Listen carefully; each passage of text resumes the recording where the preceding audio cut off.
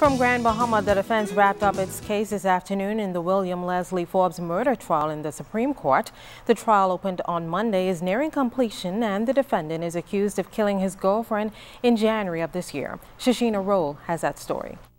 Visibly shaken and speaking in a very low voice, defendant William Leslie Forbes recalled the events leading up to the death of his girlfriend, 30-year-old Natasha Modelis. Forbes told the court on January 9th he received a call from the deceased regarding him not sleeping at her apartment the night before. He said an argument erupted and Modelis accused him of sleeping somewhere else.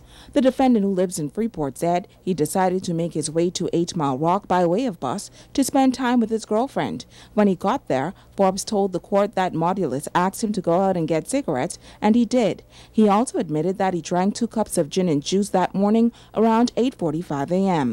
Forbes told the court that while in 8 Mile Rock, he was talking to the neighbors when he received a text from Modelis, who was at her apartment, and it read that he had lied to her. Forbes said he texted back and he told her he didn't know what her problem was, and he went back to the apartment to get his things so he could head back to Freeport.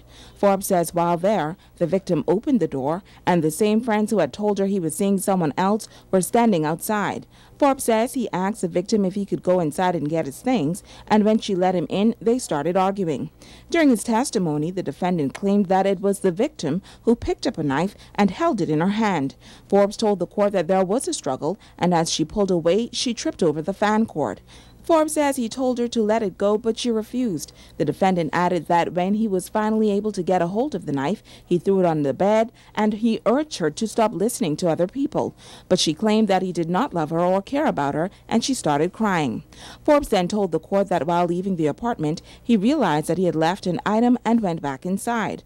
The defendant said they spoke again, but this time when he started to leave, Modelis jumped in front of him, but the knife grabbed his shirt and they started to struggle, and once again, she tripped over a fan cord.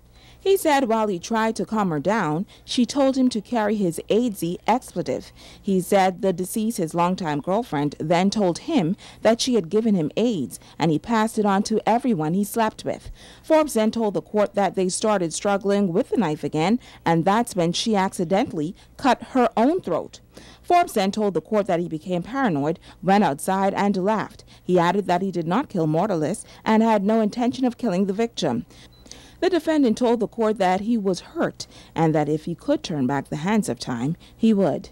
But under cross-examination, the prosecution put it to the defendant that after the victim told him to carry his AIDS expletive, he felt disrespected, grabbed the victim, and then slammed her against his house.